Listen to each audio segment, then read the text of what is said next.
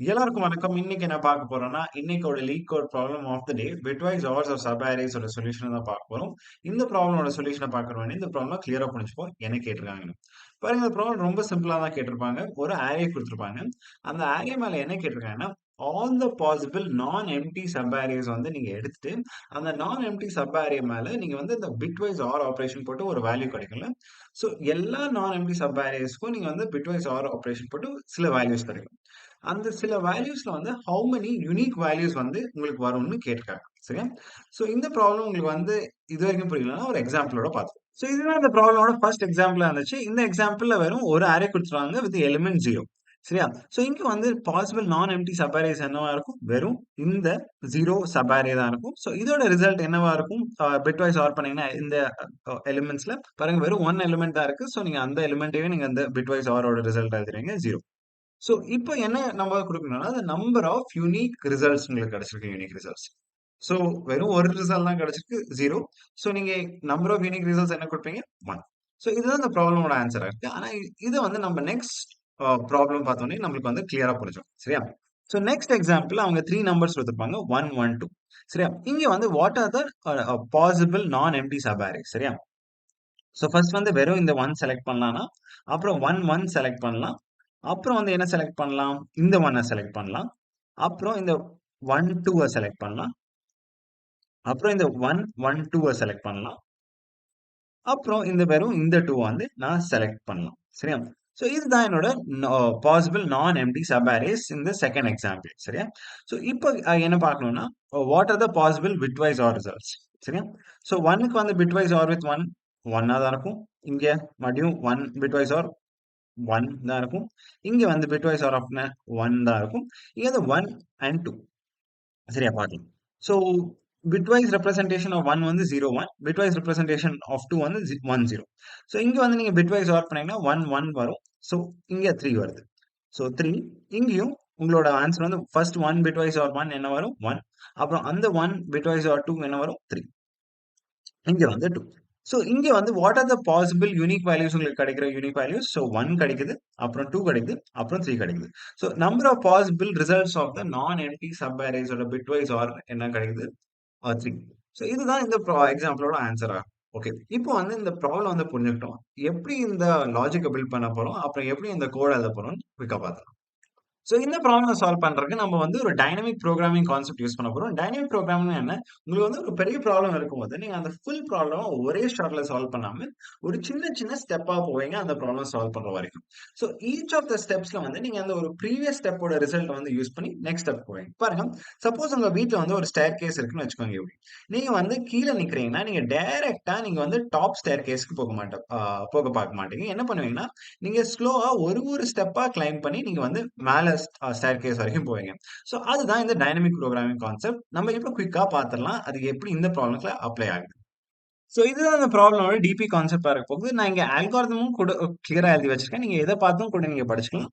இல்லன்னா இந்த ப்ராப்ளமோட try run பார்த்தும் நீங்க புரிஞ்சுக்கலாம். பாருங்க, இங்க வந்து நான் 2 கான்செப்ட்ஸ் வந்து இன்ட்ரோடியூஸ் பண்ண போறேன். ஒரு left set and the current set.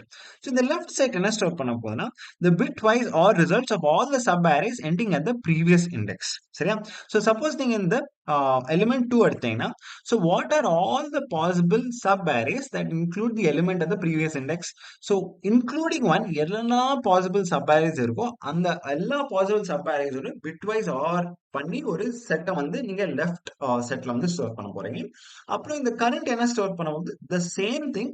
ஆனா இன்ஸ்டெட் ஆஃப் த லெஃப்ட் இண்டெக்ஸ்ல ஸ்டாப் பண்ணாம நீங்க வந்து இந்த கரண்ட் இண்டெக்ஸை வந்து கன்சிடர் பண்ணி all the possible sub arrays that include the current index நீங்க அதையெல்லாம் எடுத்துட்டு எல்லா பாசிபிள் காம்பினேஷனும் பிட்வைஸ் ஆர் பண்ணி அந்த செட்ல வந்து ஸ்டோர் பண்ண போறீங்க.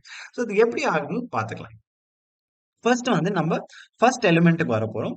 ஸோ இந்த ஃபர்ஸ்ட் எலிமெண்ட்டுக்கு வர போகும்போது, நீங்க வந்து உங்க லெஃப்ட் செட்ல என்ன இருக்கும்? ஸோ லெஃப்ட் செட் என்ன ஸ்டோர் பண்ண போகுது? The bitwise R results of all the sub arrays ending at the previous index. So இங்க வந்து 1 வந்து கன்சிடர் பண்ணும்போது, is there any element previously to 1? So டெஃபினட்டா இருக்காது. அதனால உங்க பிட்வைஸ் ஆர் ரிசல்ட்ஸும் ஒண்ணுமே இருக்காது. ஸோ டெஃபினட்டா ஸ்டார்ட்டிங்ல நீங்க வந்து ஒரு எம்ப்டி சப் அரேயோட ஸ்டார்ட் பண்ண போறீங்க சரியா? இப்போ வந்து பார்க்கலாம். ஸோ இந்த கரண்ட் செட்ட வந்து ஜெனரேட் பண்றதுக்கு நீங்க என்ன பண்ணுவீங்கன்னா, இந்த கரண்ட் எலிமெண்ட்ட வந்து நீங்க எடுத்துட்டு, all the possible values in the left செட்ட வந்து நீங்க இட்டரேட் பண்ணிட்டு, எல்லா பாசிபிள் வேல்யூஸையும் நீங்க பிட்வைஸ் ஆர் எடுத்து கரண்ட் செட்ல வந்து ஸ்டோர் பண்ண போறீங்க. சரியா?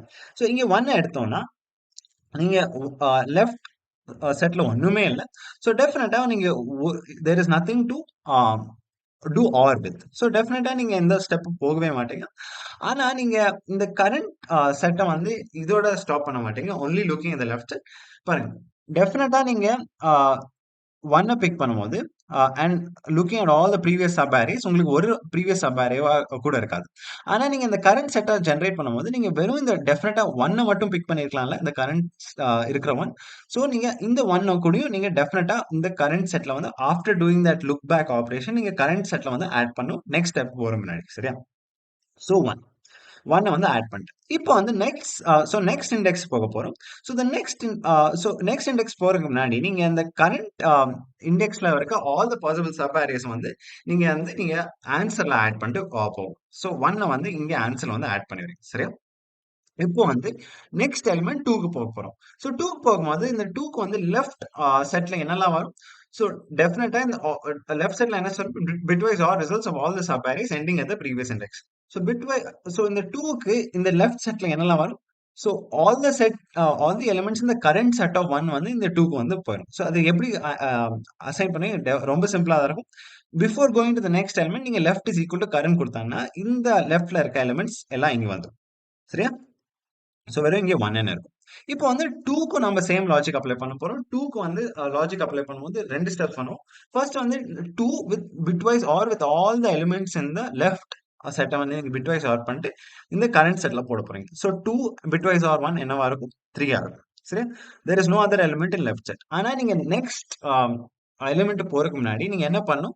இந்த 2யும் டெஃபினட்டா ஆட் பண்ணணும். ஏன்னா பாருங்க நீங்க ஐதர் 1, 2 பிக் பண்ணிருக்கலாம். இல்ல வெறும் இந்த 2 கூட பிக் பண்ணிருக்கலாம். சரியா? ஸோ கரண்ட்ல வந்து 2 கூட ஒரு ரிசல்ட்டா இருக்கும்.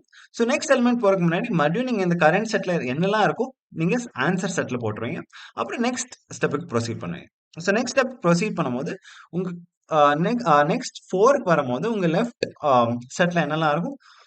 Bitwise R of all the possible sub arrays which include this element 2. So அது பண்றதுக்கு ரொம்ப சிம்பிளா இருக்கும். 2, 3 இங்க இருக்கும். சரியா? மறுபடியும் இந்த 4க்கு all the possible bitwise R of the including 4 என்னவா இருக்கும்? டெஃபினட்டா ஃபர்ஸ்ட் நீங்க இந்த ஆப்பரேஷன் பண்ணும். 4 and bitwise R of all the elements in the left set. So 4 bitwise or 2. So 1, 0, 0 and 1, 0. So இது வந்து டெஃபினட்டா 6 இருக்கும். இங்க வந்து 4 பிட்வைஸ் ஆர் 3 என்னவா இருக்கும்? So 1, 0, 0 and 1, 1. ஸோ இது வந்து 1, 1, 1. ஸோ 7 இருக்கும். அப்புறம் அ இதுவரைக்கும் நீங்க எண்ட் பண்ண மாட்டீங்க. நீங்க இந்த 4யும் டெஃபினட்டா இன்க்ளூட் பண்ணிடுவீங்க இந்த செட்ல.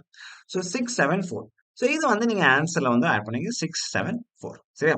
இப்போ வந்து there is no other element to consider. So நீங்க இந்த ப்ராசஸ் வந்து ஸ்டாப் பண்ணிட்டு இந்த நம்பர் ஆஃப் ரிசல்ட்ஸ் வந்து ஆன்சர் அரே டெஃபினட்டா எடுத்து நீங்க குடுத்துட்டு போயிட்டே இருப்பீங்க.